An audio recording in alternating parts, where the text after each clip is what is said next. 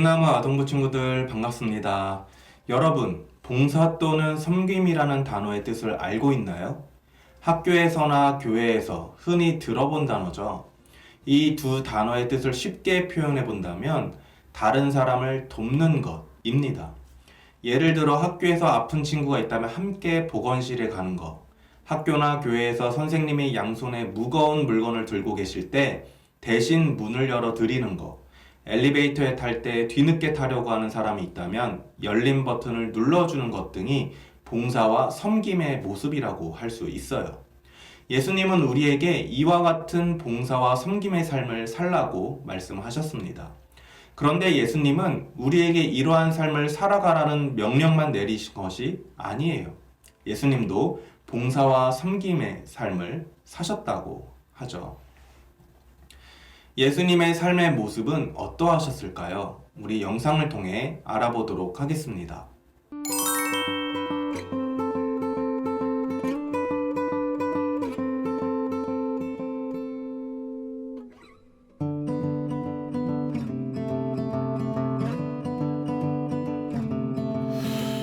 저쪽에 무슨 일 있나? 오늘따라 회당이 분주한 것 같지 않아? 요즘 부쩍 예수님에 대한 소문이 널리 퍼져서 많은 사람들이 모이기 때문 아닐까? 그런가? 아무튼 저기 예수님 나오신다.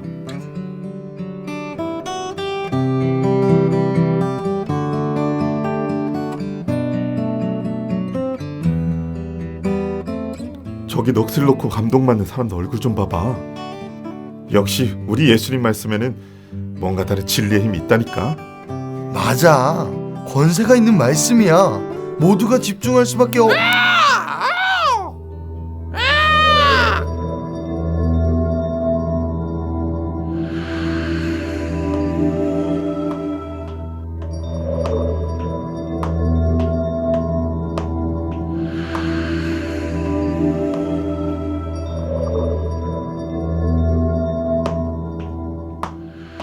나사렛 예수여, 우리가 당신과 무슨 상관입니까?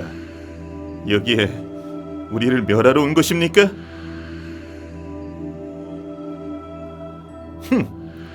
나는 당신이 누구인지 잘 압니다. 당신은 하나님의 거룩한 자가 아닙니까?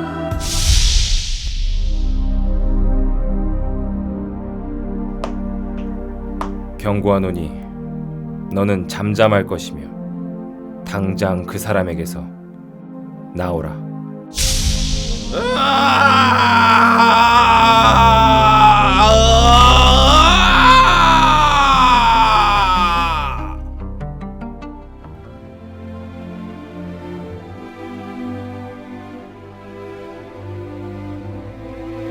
확실해. 하나님의 거룩한 자. 귀신도 인정하고 두려워서 바로 떠나는 것 좀 봐. 뭔가 다르다 싶긴 했는데 역시 이 사건을 통해 예수님의 능력은 온 갈릴리 사방에 퍼지게 됐어요. 이전에는 사람들이 더럽다며 무조건 피하던 병들거나 귀신 들린 사람들도 예수님께 나아와 모두 치유받고 회복했답니다.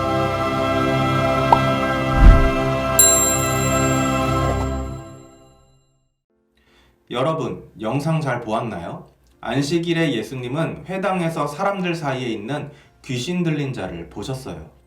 사람들은 그가 더러운 귀신이 들렸다며 피했지만 예수님은 그가 자신에게 오는 것을 막지 않으셨죠. 오히려 그에게 다가가서 그 안에 있는 귀신을 내쫓아 주셨습니다. 더러운 귀신은 예수님의 명령을 듣고 순종하며 그 사람에게서 나왔어요. 이러한 예수님의 모습을 본 사람들은 그의 말씀에 권위가 있다는 것을 깨닫게 됩니다. 그리고 이러한 사건은 온 갈릴리 지역에 소문이 나게 되고 귀신 들린 자들과 병든 사람들이 예수님을 찾아오게 되죠. 예수님은 찾아온 이들에게도 다가가 그들을 고치시며 사람의 마음을 가지고 섬겨주셨어요. 이러한 예수님의 섬김은 마태복음 9장 35절에 잘 나와 있습니다. 예수께서 모든 도시와 마을에 두루 다니사 그들의 회당에서 가르치시며 천국 복음을 전파하시며 모든 병과 모든 약한 것을 고치시니라. 이처럼 예수님은 병든 자들과 약한 자들을 고치시며 그들을 섬겨주셨어요. 예수님에게 섬김은 삶의 일부가 아닌 삶의 전부였던 거죠.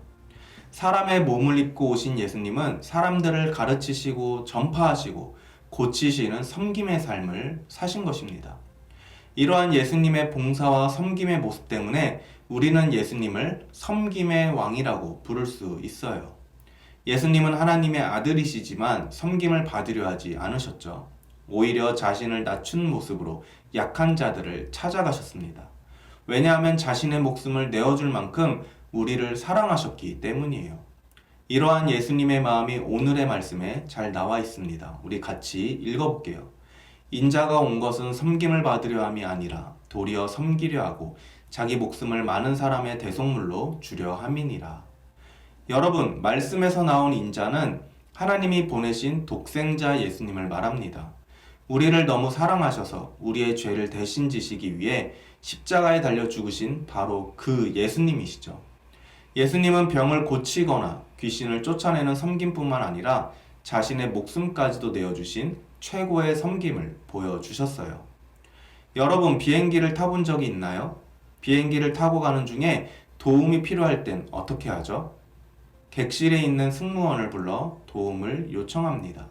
승무원은 승객의 요청에 따라 배가 고프다고 하면 음식을 주기도 하고 몸이 아프다고 하면 약을 주기도 해요.